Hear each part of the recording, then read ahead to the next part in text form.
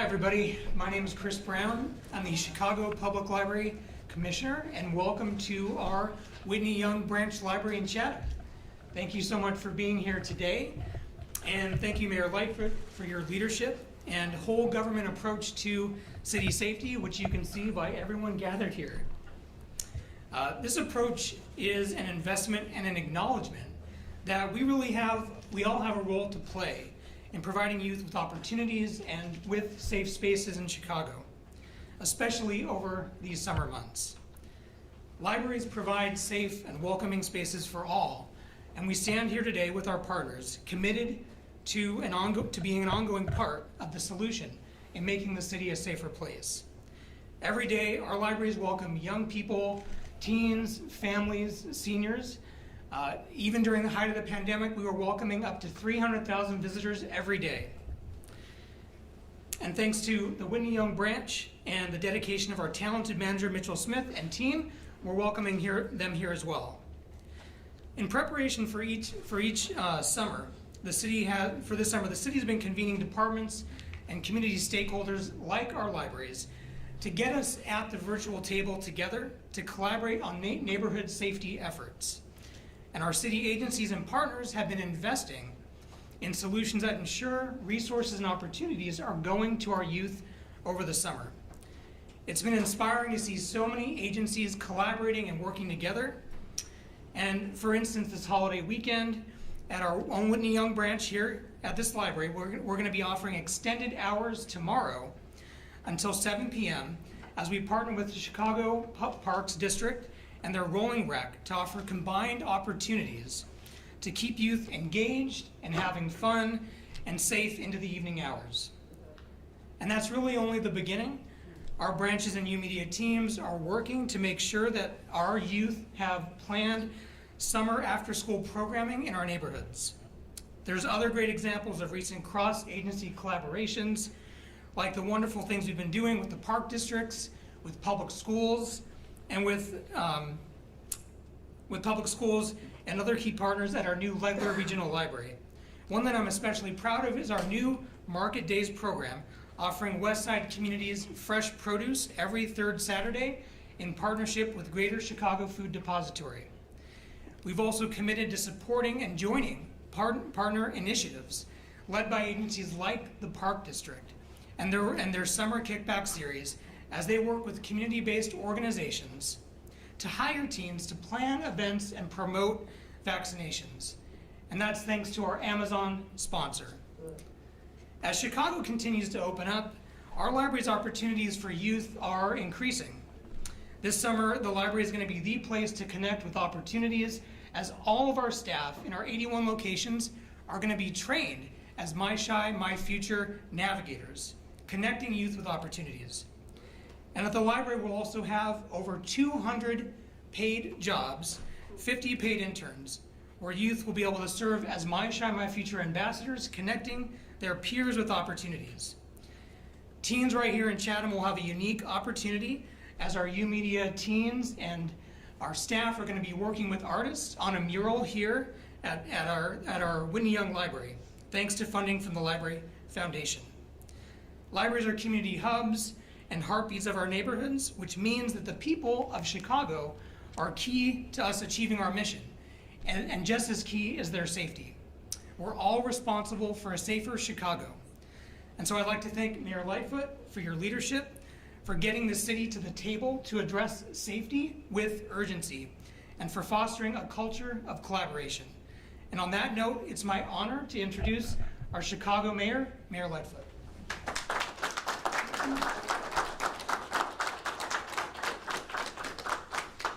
Good afternoon, everyone. It's my great pleasure to be on the south side here in Chatham. I want to thank Commissioner Brown of our great Chicago Public Library, which is such an important community asset. 80 library branches across our 77 communities, and each one of them a jewel and a treasure in the neighborhood. So thank you, Commissioner, and thank you for the great team at the Chicago Public Library. Good afternoon, everyone, and thank you all for being here. We are here today to discuss our new whole-of-government approach to public safety, one that doesn't just rely upon law enforcement alone.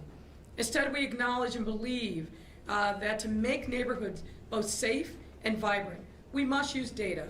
We must engage and support local residents, and we must give our young people hope. And I'm pleased to be joined by a range of folks today, not the least of which is Office of Emergency Management Communications Executive Director Rich Gaitis, Department of Business Affairs and Consumer Protection Commissioner Rosa Escareno, Chicago Park District Superintendent Mike Kelly, of course Chicago Police Department Superintendent David Brown, Chicago Fire Department Assistant Deputy Chief Paramedic Monica Porter, Deputy Chief Ernie Cato from the west side, Deputy Chief Larry Snelling from the south side, New Life Covenant Southeast Pastor John Hanna, Build Chicago Director of Community Engagement and Strategic Partnerships Bradley Johnson, Yukon Executive Director of Violence Prevention Services Francisco Perez, Christina Hamilton, Executive Director of the Centers for New Horizons, and many people who are going to be actively engaged in helping our communities be safe. Thank you all so much for being here. Here in Chicago, Memorial Day weekend has long served as our way of turning the chapter on spring and welcoming in a summer full of fun and outdoor activities.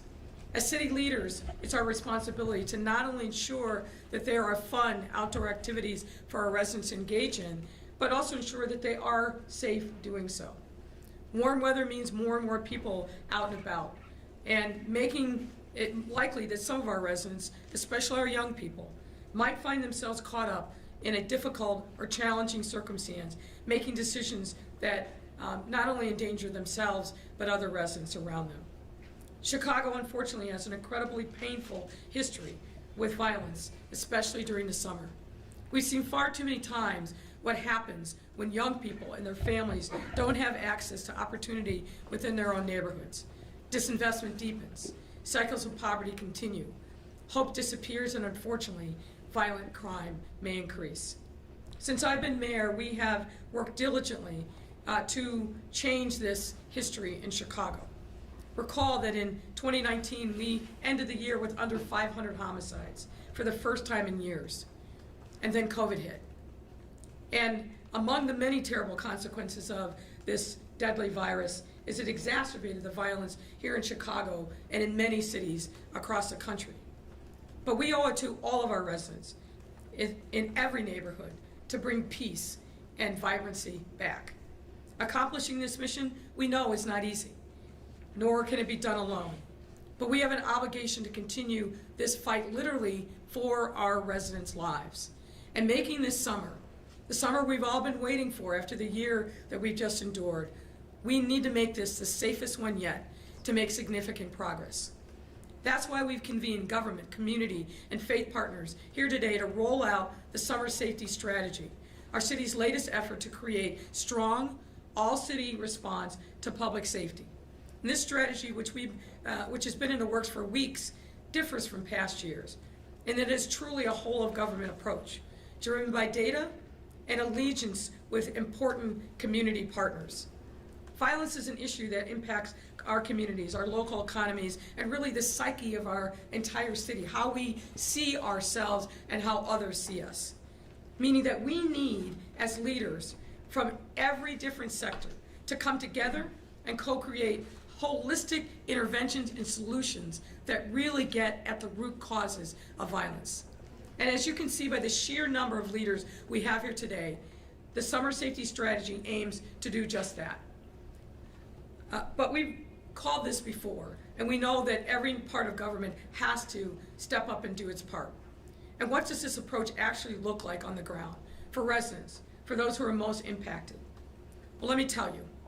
As part of this strategy, we've identified the 15 most violent beats based upon data collected through the summers of 2018, 2019, and 2020. And for those of you who are not familiar with police parlance, the city is divided up into 22 geographic districts, which in those districts, we have certain neighborhoods and blocks that are segmented into beats. So these 15 beats are ones that we know are going to be the most challenged based upon historical crime trends. Historically, these 15 areas account for over 50% of the violence in our city. So if we can make a meaningful difference in these areas, we will make a meaningful difference in the entirety of public safety across our whole city. So we've grouped these beats into 4 zones, 2 on the south side, 2 on the west side. The first zone is comprised of Austin, North Lawndale, and West Garfield. The second zone is West Garfield Park and West Humboldt Park. The third is Auburn Gresham and Greater Grand Crossing. And the fourth is Roland, South Chicago, and South Shore. In each zone, we did a deep dive to understand the conditions on the ground, the assets and opportunities. We wanted to be very clear-eyed about the challenges so that we could forge realistic but comprehensive sets of interventions in each of these zones. And then we ask all of our departments to assign personnel to each of the zones to coordinate services, rapid response, and programming. And when I say each of our departments, I don't just mean the fire department, the police department, OEMC. I mean the libraries, the parks, CPS, DFSS, Chicago Department of Public Health. That's what I mean when I talk about a whole of government approach. And then we ask, after that, we connected and will continue to connect with community partners and faith leaders to co-create approaches to address violence, breaking down incidents literally at the block level to analyze violence trends and coordinate collective responses, and identifying gaps and needs that are necessary to support this work through meetings for each zone multiple times a day. Each day of the week is assigned a different zone with a different team ready to respond both daily and in rapid response format should crises emerge. All these groups then feed up to our Summer Operations Center, which manages the city's response to violence every week over the summer, thus making our fight against violence a truly collaborative, all-hands-on-deck effort. This is exactly how public safety is supposed to work. Not law enforcement alone. We know that that's a failed approach. And not community feeling like they have no supports. We have to be united together if we're going to be successful. And as a result of this approach, we've already gotten started. We've got community organizations hosting events for young people to connect and have fun with peers, and you'll hear more about that. Providing young people with meaningful, positive connections in their neighborhoods is a key part of the summer safety strategy. Our Department of Family and Support Services will be encouraging the myriad of delegate agencies that they have contracts with to participate in different activities across these zones. And some of their partners, like Street Outreach Services, like Francisco Perez and UCAN, as well as trauma supports and mental health services, will also be deployed across these zones. Representatives from our libraries, as you heard, will be present at events starting this weekend and throughout the summer to connect with community members and highlight the programming that they have in store, especially on Saturdays and Sundays. CPD, the Department of Streets and Sanitation, the Department of Water Management, and CDOT are bringing back and aligning Operation Clean initiative with summer safety strategy to improve the quality of life for residents by fixing broken streetlights and potholes, repairing damaged buildings, removing unwanted graffiti, and cleaning empty lots. The Department of Business Affairs and Consumer Protection has also prioritized these same 15 beats and business districts targeted by the summer safety strategy, and has teams available on the weekends late at night to check up on businesses. The Park District is bringing back its popular and I think greatly successful rolling rec activity van to offer fun for families across a number of parks within these zones we've identified, and are bringing out additional staff to host even more weekends. And I just got to give a special shout out to Mike Kelly and also to Alonzo, who has been tremendous in this area. The list really goes on, but I hope you get this point. We are flooding these zones with resources and supports for families, for young people, so that there are meaningful and productive activities at their fingertips the entire summer, particularly at night and on the weekends when we see the most challenges with violence. A cohesive list of these events will be put up on community calendars, which will be available every week and updated on a weekly basis. All of these summer safety strategy initiatives build on the additional ongoing citywide programming we have in store this summer. For example, for our Open Chicago initiative, we're putting on a number of public space activations and events, reopening some of our most iconic venues, and expanding outdoor dining across the city in business and throughout the summer and fall. Through our Rediscover Chicago campaign, we've highlighted the over 200,000 opportunities we have in store for young people this summer under the My Shy, My Future umbrella and Chicago Public Schools. This includes paid summer job opportunities through initiatives like One Summer Chicago, which will run through July 5th and August 13th of this year, and will include remote and socially distanced as well as in-person job and life skills training for young people ages 14 to 24. Now again, these applications are open just till June 11th. If you haven't applied, you must do so. Go to onesummerchicago.org. That's onesummer.chicago.org. This is for young people 14 to 24 to apply. Also, if you want to check out the range of opportunities, go to myshyMyfuture.org, myshyMyfuture.org. Every single one of these initiatives, including the summer safety strategy, will help us target the root causes of violence in our community, and that is an absence, fundamentally, of hope.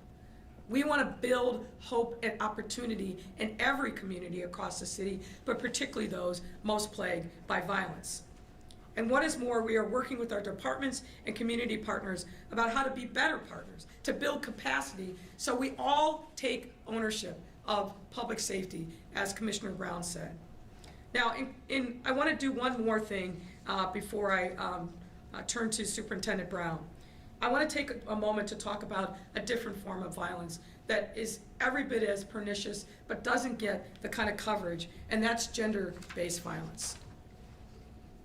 The gender-based violence crisis in this city is happening in the same communities that we're talking about today. And we know that violence begins at home. That the impact of experiencing or witnessing violence, particularly our young people, can be devastating for a lifetime. We cannot continue to ignore this problem. We've got to bring it to the light. That's why the summer safety strategy also builds off of ongoing initiatives we've launched to address gender-based violence and address it once and for all. For example, in February 2020, which seems like a very long time ago, we launched the city's first Gender-Based Violence Advisory Council, which brought together community-based organizations, city departments, and sister agencies, and survivors to develop budget recommendations for 2022 and beyond, as well as citywide strategic plan to holistically address gender-based violence through a whole-of-government approach again. By the end of the summer, my team and I will release the city's first strategic plan to address gender-based violence, which will reduce harm and violence in homes and communities throughout our city, reduce fear and increase safety for our residents, and increase gender and racial equity, an intersection that simply cannot be ignored when we are addressing violence in communities. Furthermore, in this fiscal year, the city invested $9.5 million in services for survivors of domestic violence, people who cause harm, and young people impacted by gender-based violence. My office in CPD received a federal grant from the Office of Violence Against Women in 2020 to improve CPD's response to gender-based violence. And just this week, my team, along with CPD, launched a victimization dashboard that helps us to better understand not only homicides and gun violence, but other violent crimes, such as domestic violence and sexual assault. This is online. You can use it interactively. It's updated, and you can go from community to community to understand what's happening on the ground around violence in our city. Folks, it's no longer simply enough to say that we want to create a safer Chicago. We must be intentional about doing just that and take bold and transformative action, as well as work with leaders like the ones that are here in the room today to make sure that we are understanding the needs of community at the grassroots level and then building a strategy to help support communities in need. I want to thank every single partner who's here with us today, but also those who are part of this summer safety strategy, who have been doing the hard work for years. I want you to know that as your mayor, we will always continue our work to partner and support you in these efforts because we all need each other. So thanks for everyone who's here today. Thanks for the work that's to come, and we look forward to having the safest summer in the history of the city of Chicago. Yes, it's a challenge, but we are up to this challenge, and we can meet it if we work cooperatively together. And with that, I bring Superintendent Brown to the podium. Thank you.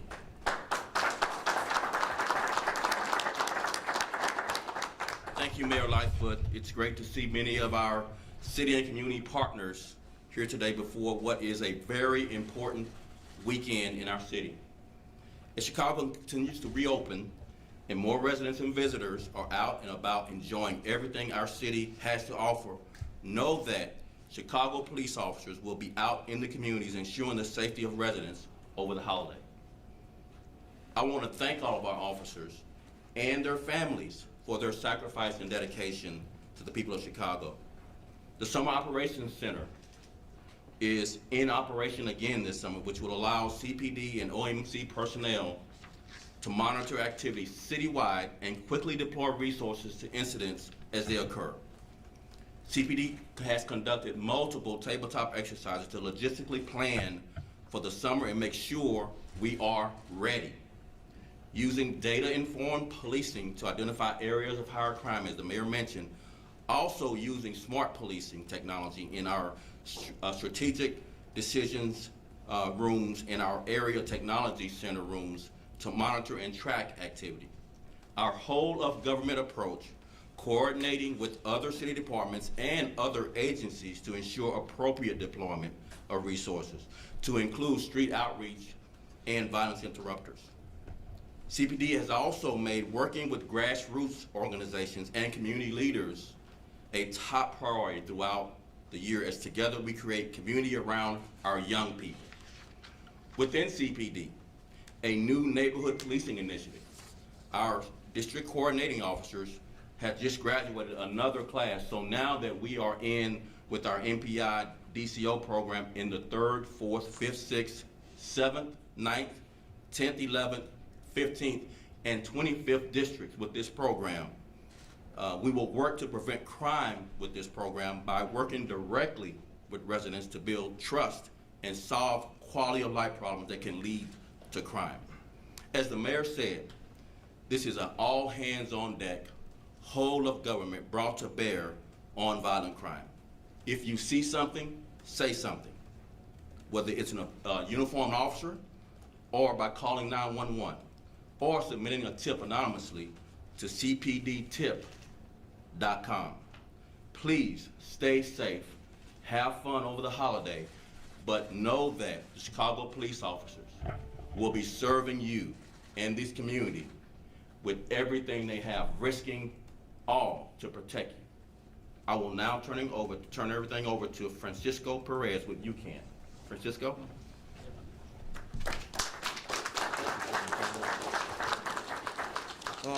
Thank you, Mayor, for the promotion, Executive Director, but I'm actually an Associate Vice President of the VIP, Violence Intervention Prevention Services Program at UCAN. UCAN is a 152-year-old agency, been around since President Lincoln. We originally started out as a orphanage, but over the years we expanded into other things like violence prevention, residential facilities, job placement, counseling, et cetera, et cetera. You know, standing, I was listening to the mayor, and I thought to myself, I haven't seen this kind of movement since Harold Washington. Thank you for your leadership. That says a lot. Getting together with the not-for-profit sector, getting together with the city, getting together with the police department. And by the way, my guys, Deputy Chief Cato, thank you for your service. Commander Calderon, he's not here, the 10th District, thank him for his service, and McKinnon, the 11th District. Those are powerful individuals in our community, and we're glad we have them there. Now, The strategy we're going to embark on is all of us working together. We've already started meeting on a daily basis. It feels like a daily basis. You got us meeting 3 times a week. Strategizing with these various departments to try to come up with ideas on how to stem the violence in the hardest hit areas that the mayor talked about. As of today, my particular organization is one of 23 organizations. My organization, known as, the 23 organizations known as Community Partnering for Peace, are going to be hitting the bricks. My organization is going to be out there some 21 hours per day, 7 days per week, trying to get to the bottom of trying on the front end to stop violence, and on the back end, stopping retaliation when it does occur. It is important that we provide services to the individuals and the communities that are being devastated by the violence. As the mayor indicated, the entire city is not suffering from violence, although it may look like it because of the stats. There are certain areas that drive the numbers in the city. If we can get a handle on those areas, we can drop down those numbers. You know, I've been here all my life in Chicago, and every year I see the devastation that's going on, both on the victim side as well as the perpetrator side, because that's causing devastation to that family when they have to pay the consequences. We as adults, we have to get together and say, basta, enough is enough. And we got to invest not only on the back end, being reactive, but on the front end, as the mayor is doing, being proactive if we're going to get a handle on this. It costs too much, and forgive me for being French, damn money to be spending on being reactive than being proactive. With that being said, I'm going to slide over to Spanish. Mi nombre es Francisco Pérez. Soy uno de los directos en UCAN, una agencia que está trabajando casi más de 152 años de cuando estaba el presidente Abraham Lincoln. Hoy nosotros somos una parte de muchas comunidades, programas de la comunidad que están trabajando a bajar la violencia.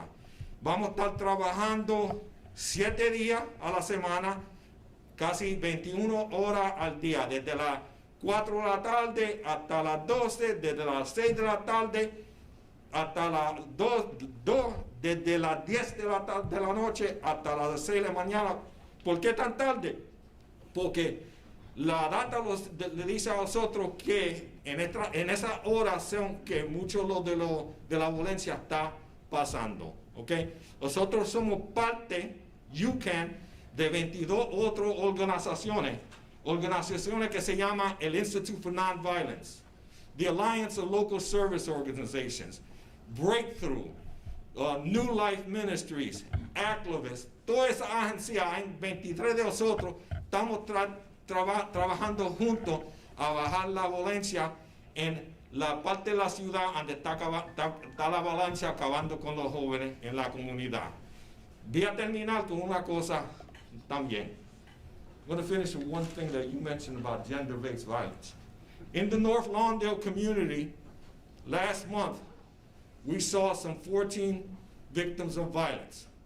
5 of them were women. That seems to be an ongoing problem, especially when the weather changes.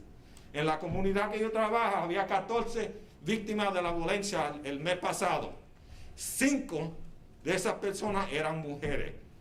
Eso está pasando más y más, que las mujeres están sufriendo la violencia también. Tenemos que hacer algo sobre esto. Para Telemundo y la otra gente que están aquí en español, si quieren hablar después de esto, estoy aquí, ¿ok? For those of you from the Spanish media, if you want to talk to me afterwards, I'll be more than happy. Thank you. Thank you for your time, Marion. Thank you for your service.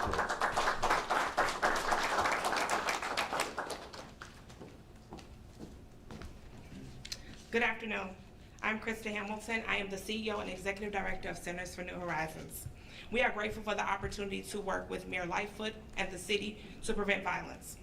For the last 50 years, Centers for New Horizons has been working hard to provide critical social services to the residents of Chicago, most intimately on the south side of Chicago.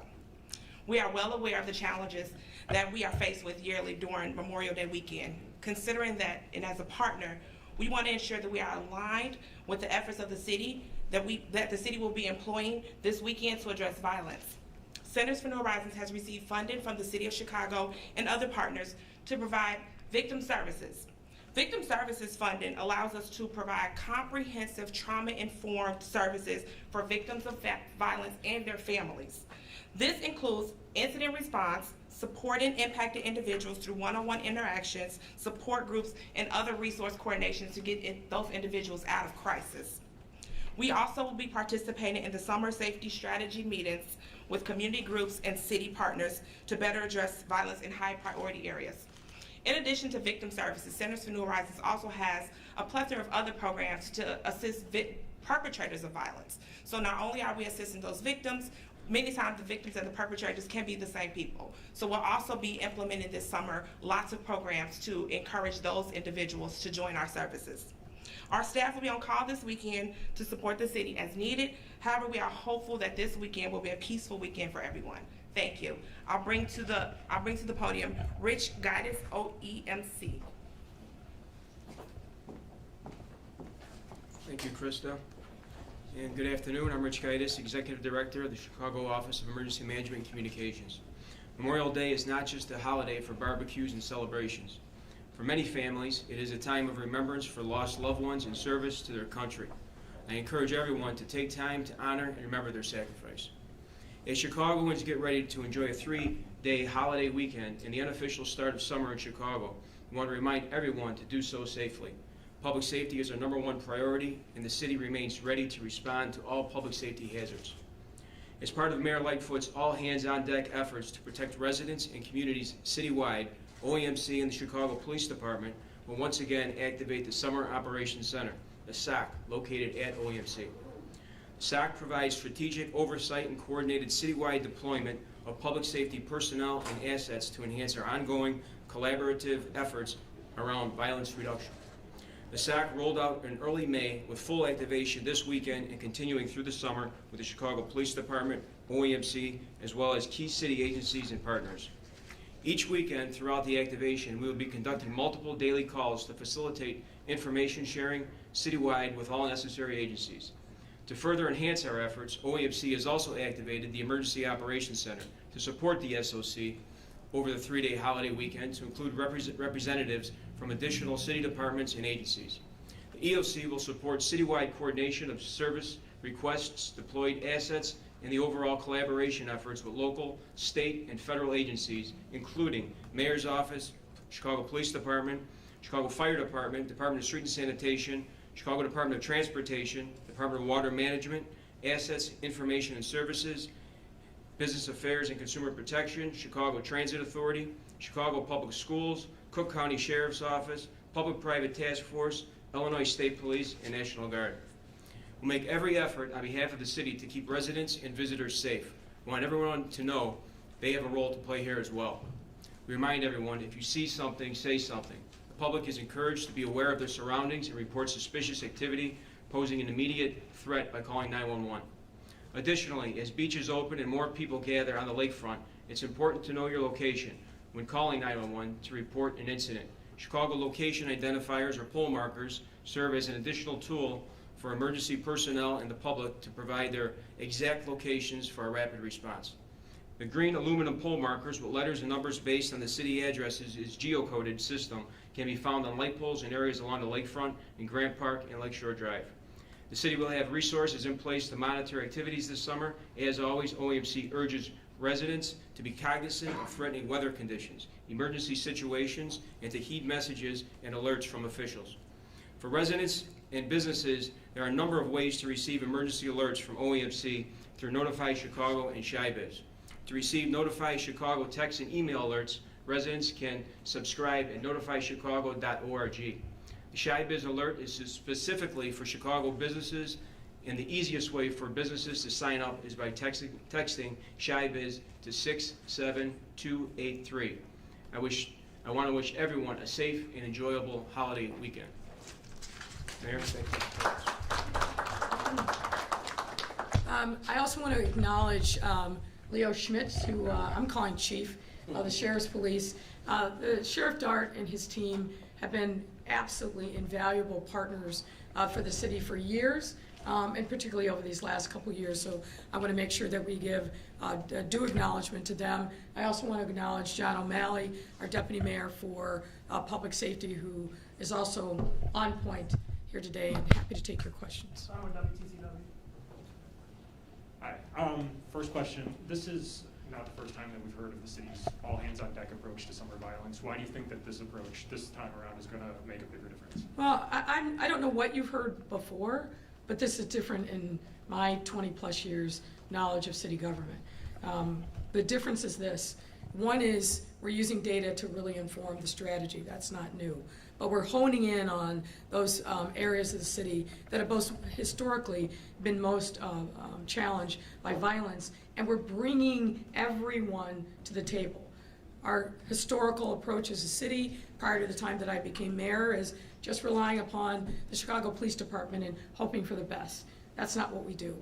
We broke down those barriers, brought together a public safety cabinet really during my transition.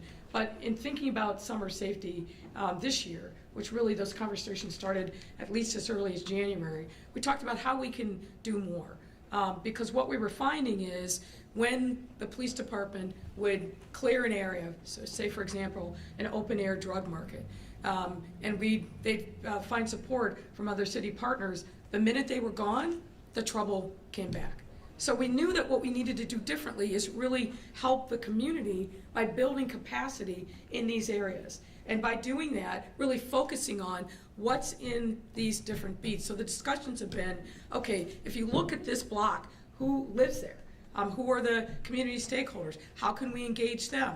How many young people live in that area? Are they connected up with meaningful activities? So there's been a very different granular conversation, bringing in not only city resources, but community resources in a way to help support these neighborhoods. Now, this is the first time we're doing this. We're going to be monitoring our progress throughout the course of the summer. This work is going to be feeding up through the Summer Operations Center. Will be changes and be nimble. We have a capacity to respond to emergencies, but it's a kind of unity of purpose of people on the ground in these areas that are most challenged that I haven't seen, and I've been around city government for quite some time. A couple questions for the superintendent. For these 15 districts, these four that are 15 beats. yeah, Yes, 15 go ahead. beats that are organized in 4 groups. Does that mean there's going to be more officers specifically on the streets in there? So we're highlighting these 15 beats, but the same type of plan is going to happen throughout the city in every beat, in every district, every neighborhood throughout the city. This is just going to be a hyper focus for resources for sustainability and capacity. Given the data points us to this area of the city being a large percentage of the total violent crime that happens, this is really ground zero for success. And the greatest impact will happen here because we have the density to be able to penetrate what the community needs instead of it being led by law enforcement. It really is a whole of government approach to really bear down on these communities to ensure that we give the community what it needs to be able to sustain itself in a safe manner. Quick off-topic question for you. Officer. So we just finished with the on-topic for other reporters before we go off-topic? Thanks. Oh, sorry. Yeah. Mayor, if we could, what makes you think that the people who are driving the violence are going to take advantage of these services and opportunities and put down the guns? Well, some will, some won't. But I think if we don't give our young men, in particular who are the drivers of violence, real hope and opportunity, then they won't. I don't want our young people to believe that their destiny is preordained. If we open up even a few eyes to opportunities by getting them a job, by getting them a mentor, by taking them off the street, by providing them with mental health services, all the things that we know, we call them euphemistically wraparound services, but really what's about is building, I think, a set of adult leaders and mentors and ecosystem around our young people to help support them and support their families. We know that based upon the work that's been done here in Chicago and other instances, but across the country, that these are the kind of programmatic interventions that actually work. Will we convince every single person out there who has a gun now to put down their guns? No. But do we need to start, and do we need to be very concentrated and focused to provide those opportunities, to make them think twice before they pick up a gun to solve petty disputes? Absolutely. And bringing this kind of intensive focus to help support their families as well. This is what this is really about. And how will you measure, what will be the benchmarks for measuring if this is actually working? Well, that's why I said we are measuring this literally week by week to make sure that we are understanding what the conditions are on the ground. And as Francisco said, I think the measure of success is, do we stop the retaliatory shootings, but do we reach these young people, get them into productive programming? So we will be looking at metrics just as we do along the way. How many people do we get registered? How many people in neighborhoods are we touching? Those are the kind of metrics that we're going to be looking at. Again, this is a new approach, so we're kind of building it as we go. But even the work that's been done over the last few weeks is exciting because we're seeing people engaging in conversations that they've done separately, but in a siloed way. We're now bringing that together, and a lot of innovative, creative ideas have already bubbled up as a consequence. Go ahead. For the mayor and the Sup. Mayor, you said earlier we look forward to having the safest summer in the history of Chicago.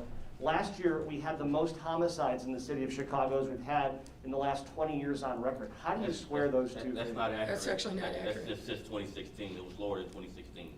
It's only 4 The years. most, 2016 was lower. No, No, sir. no, No, sir, not at all. no, that's not That's correct, not sir. accurate. Okay, can you So, speak? look, we will all acknowledge we did not have the kind of summer that we wanted to have. The homicide and shooting numbers were much higher.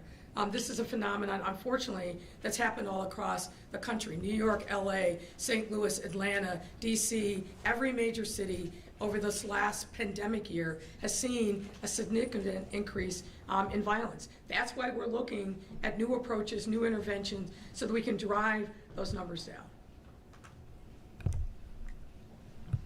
Question for the superintendent. In the past, you've said that you're changing shifts around, you're extending hours for your officers and taking away some of the days off. Going into the summer, what kind of toll do you think that's going to take on your officers, and do you think you can sustain yourself through the summer given that pace that you've set? We've had this conversation internally, and I'm just going to share kind of how we've had this dialogue. It's for the officers that have to come to work. They're not scheduled to be off during the holidays. Do they have enough support? Do they have enough officers at work to ensure that they come to work in a safe manner? It is the age-old question, am I my brothers and sisters' keeper during the most violent times of the city? And the answer is a resounding yes, I am. That the sacrifices we have to make as law enforcement is to serve this community. Oftentimes that means very difficult decisions about canceling off days and extending tours. We don't do that lightly. But we want to ensure that our officers are safe as well as the communities are safe. That sometimes means bringing more officers into work rather than fewer. And a question is part of the safety approach for your officers a decision to move away from the open radio scanner system to a digital encrypted system that is going to be employed or might be employed? If so, explain the logic behind that and the timeline you might be using.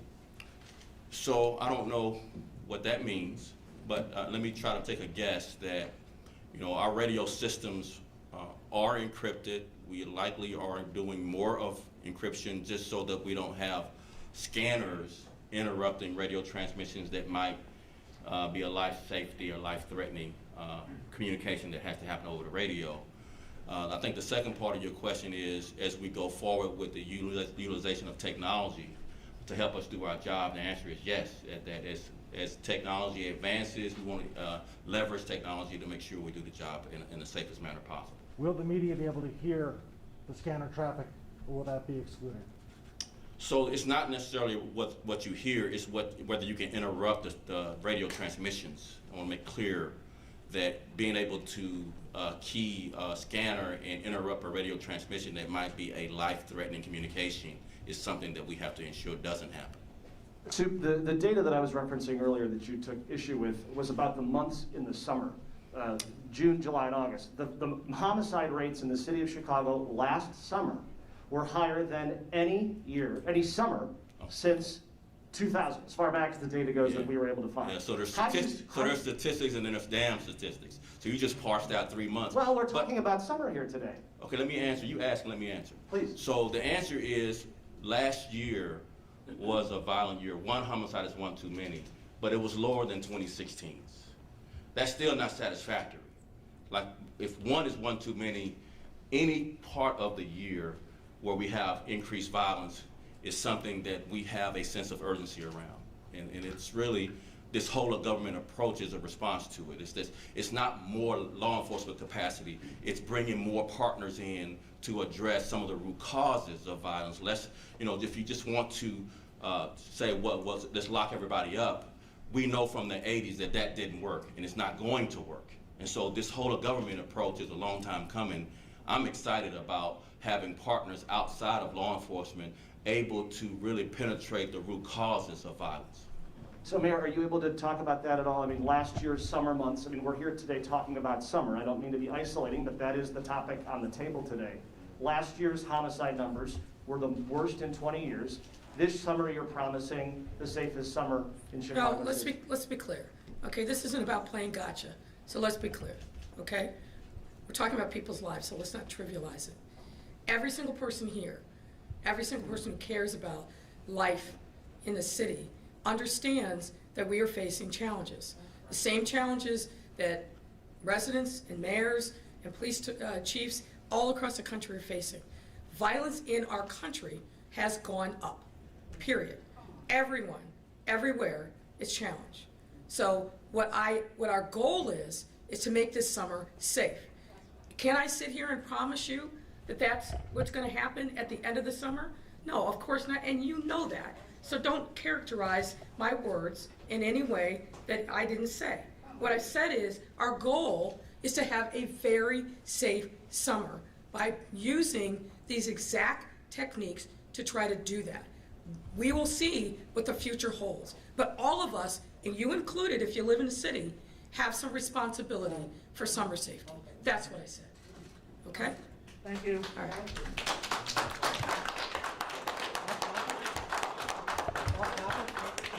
Mayor, can you talk off topic at all? Can you talk about your DuSable plan? You rolled out a big plan yesterday. I'd love to. Yeah, well, I'm happy to talk about that, but we're here today to kind of talk about summer safety. We did roll out a plan. We're excited about it. I think it's a plan that makes some sense. But the bottom line here is two things. One is, I think we all acknowledge the fact that it's way past time for this city to acknowledge our founder, Right. DuSable and his wife, Kitty Hawa. Right. Way past time. Right. The question is, what is the best way for us to do that? One of the things that I'm concerned about as a student of history, and not somebody who is a native Chicagoan, but somebody who's been here for 30 plus years, we don't know our history here in the city. And worse, our children don't know our history. That's right. So what's important for us is when we're thinking about ways in which we acknowledge someone as important as our founder, is to make sure that we are ingraining into our schools, into our programs, ways in which we honor the history and teach people about our past. So our plan is number one, have permanent fixtures that honor DuSable and Kitty Hawa from DuSable Park in Lake Michigan all the way west to where the confluence, where the rivers come together, and to have year-round programming to draw not only tourists but Chicago residents to educate them about DuSable. That is the crux of the plan, and we'll talk more about it in the coming days. Thank you. Thank you.